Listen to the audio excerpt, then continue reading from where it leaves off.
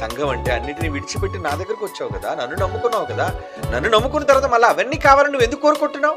ప్రమాణం చేసినప్పుడు భార్య కలిమి ఎందును, లేమి ఎందును, అవునా, వ్యాధి ఎందును అన్ని ప్రమాణాలు చేయిస్తారు కదండి.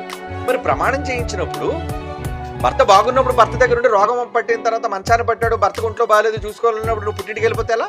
అన్నింటిలో చూసుకోవాలి కదా. ఏటోనండి ఈ మధ్యన మా ఆయన సరిగ్గా నన్ను చూసుకోవట్లేదండి, అడిగింది ఏమీ కొనట్లేదండి.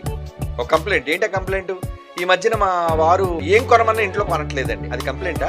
కొనట్లేదంటే కొంటే అది అతనికి అతని ఇంటి వారికి కూడా మంచిదే కదా, డబ్బులుంటే కొంటాడు. కొననంత మాత్రాన నీ యజమాని చెడ్డోడా? ఎందుకు అలాగ అనుకోవాలి? అంటే వీళ్ళు ఏమనుకుంటారంటే, అదిగో మేము అడిగింది ఏది కూడా నేను తీసుకురావటం లేదు, కొనటం లేదు, కనుక నేను కాపురం చేయను. కంప్లైంట్ అండి. అంటే కాపురం చేయకపోవడానికి కారణం ఏంటి? ఆయన నీకు అనుకున్నది కొని ఇవ్వకపోవడమేనా కారణం? మరి లేమి ఎందని ఎందుకు ప్రమాణం చేసావు?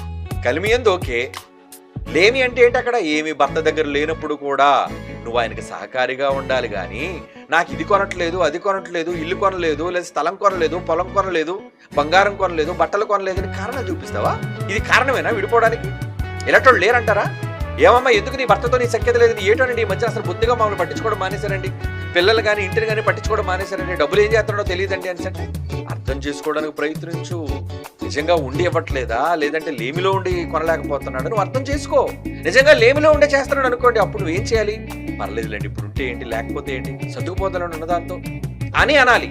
అది ఒక గృహిణి, ఒక మహిళ, ఒక ఉత్తమురాలని ఇల్లాలు భర్తతో చెప్పవలసిన మాట. ఇగో మీరేమైపోతారో నాకు తెలియదు, మీరు అన్నింటి తెచ్చి పెట్టండి అంతే. అలా మంగు పట్టి ఆడోళ్ళు లేరండి, చాలా మంది ఉంటారండి. నేను అడిగింది నువ్వు తెచ్చి ఇవ్వాలంతే, అది తప్పు. కనుక సంఘము అంటే అన్నిటినీ ప్రభువులా చూచి ఉన్నా లేకపోయినా సర్దుకొని పోయేదే ఉండాలి. ప్రభు అన్నింటిలో సర్దుకొని వెళ్ళిపోయాడు కదా, ఆయన జీవితం ఎలాగుందో మనకు తెలుసు. మరి నువ్వు ఆయన నమ్ముకొని ఆయన మాదిరిగా పెట్టుకుని వచ్చిన తర్వాత ఏమంటే మేము సెమినార్కి వచ్చాం కానండి, సరైన భోజనం పెట్టలేదండి, అందుకే మేము వెళ్ళిపోతున్నామండి. అలా వెళ్ళిపోయిన చాలా మంది ఉన్నారండి, ఇప్పుడు కాదులేండి, గతంలో. అవునా? ఏంటి భోజనం సరిగ్గా లేకపోతే వెళ్ళిపోతావా? ఏడు పడుకోవడానికి వసతి సరిగ్గా లేదండి, నేను వెళ్ళిపోతానండి. అసలు నువ్వు వచ్చింది ఎవరు నమ్ముకొని వచ్చావు? ఎవరి కోసం వచ్చావు?